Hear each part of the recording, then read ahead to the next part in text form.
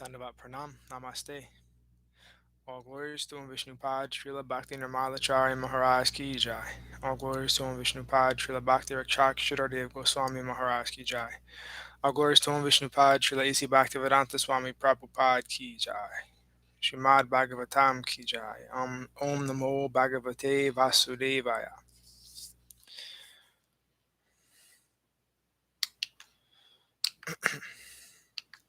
Canto 1, Chapter 5, Text 11.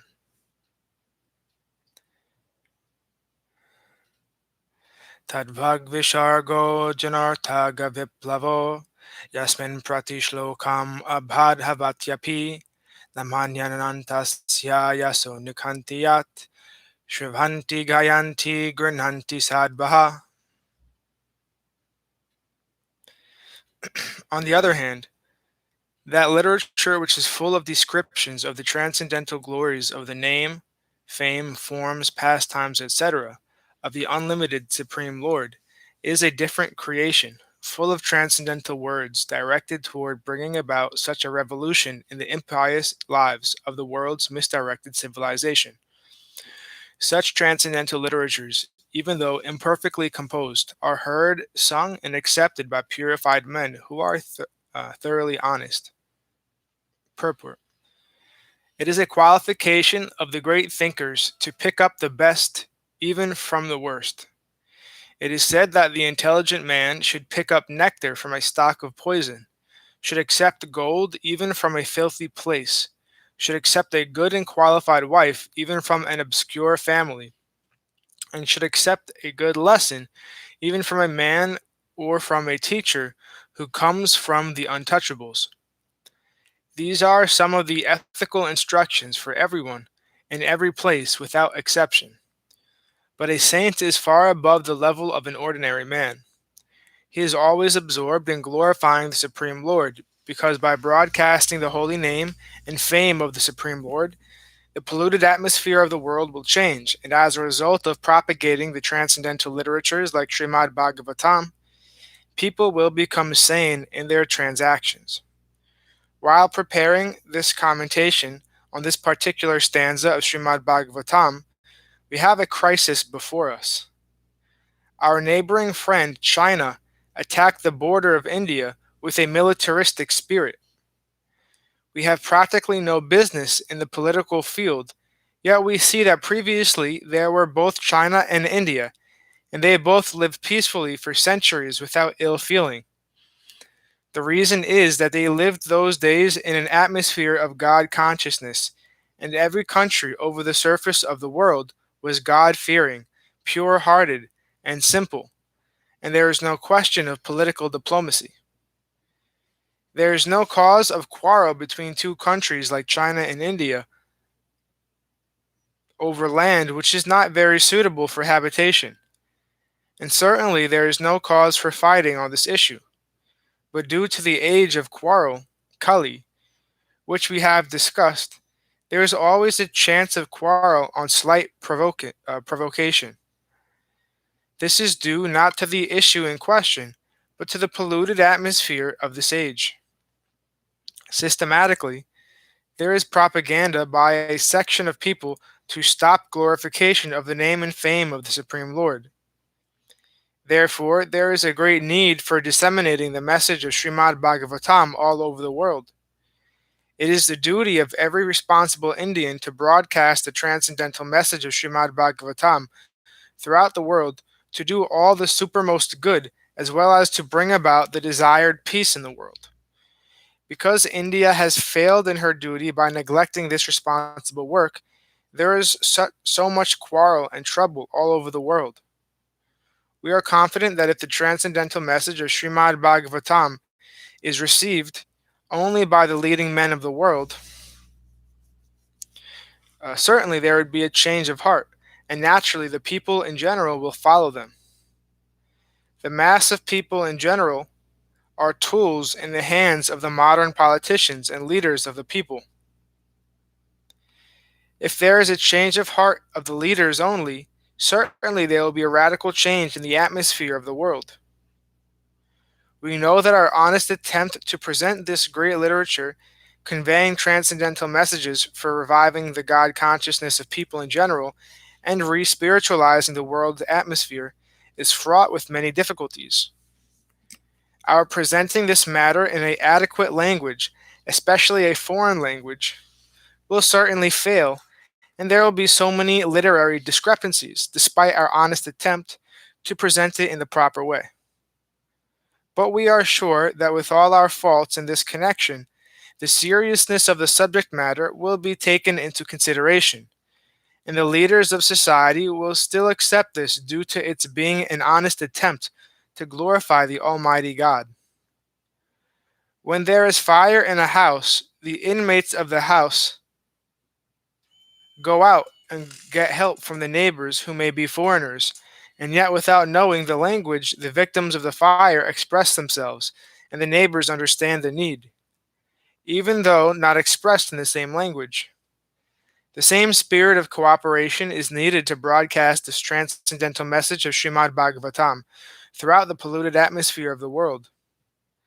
After all, it is a technical science of spiritual values, and thus we are concerned with the techniques and not with the language. If the techniques of this great literature are understood by the people of the world, there will be success. When there are too many materialistic activities by the people in general all over the world, there is no wonder that a person or a nation attacks another person or nation on slight provocation. That is the rule of this age of Kali, or quarrel. The atmosphere is already polluted with corruption of all description, and everyone knows it well. There are so many unwanted literatures full of materialistic ideas of sense gratification. In many countries, there are bodies appointed by the state to detect and censor obscene literature. This means that neither the government nor the responsible leaders of the public want such literature. Yet it is in the marketplace because the people want it for sense gratification. The people in general want to read, that is a natural instinct, but because their minds are polluted, they want such literatures. Under the circumstances, transcendental literature like Śrīmad-Bhāgavatam will not only diminish the activities of the corrupt mind of the people in general, but also it will supply food for their hankering after reading some interesting literature.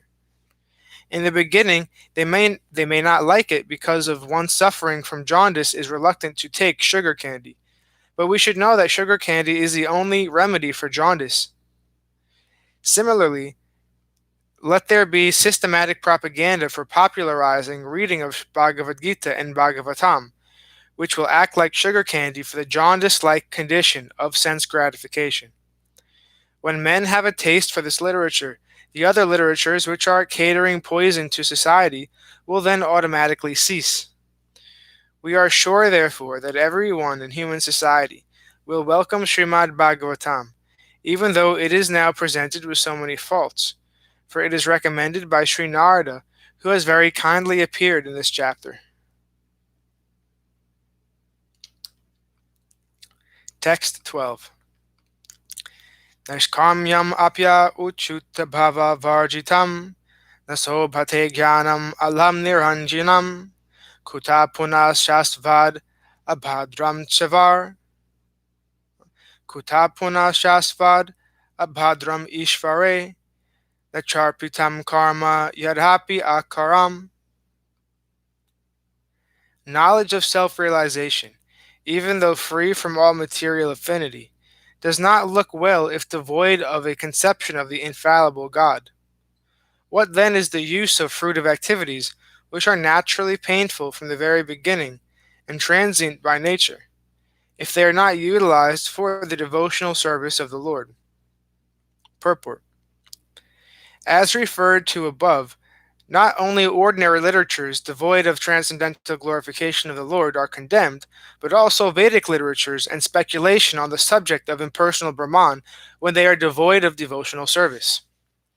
When speculation on the impersonal Brahman is condemned on the above ground, then what to speak of ordinary fruitive work which is not meant to fulfill the aim of devotional service? Such speculative knowledge and fruitive work cannot lead one to the goal of perfection. Fruitive work, in which almost all people in general are engaged, is always painful either in the beginning or at the end. It can be fruitful only when made subservient to the devotional service of the Lord.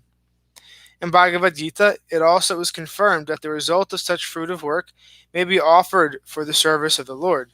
Otherwise, it leads to material bondage. The bona fide enjoyer of the fruitive work is the personality of Godhead, and thus, when it is engaged for the sense gratification of the living beings, it becomes an acute source of trouble. Text 13. Ato mahabhaga bhavan amoghadrik suchi shrava satya rato drita vrata uru kramas shakila bantamuktaye samadhinu anusmara tadvicheshtitam. O Vyāsadeva, your vision is completely perfect. Your good fame is spotless. You are firm in vow and situated in truthfulness. And thus you can think of the pastimes of the Lord in trance for the liberation of the people in general from all material bondage. Purport. People in general have a taste for literatures by instinct.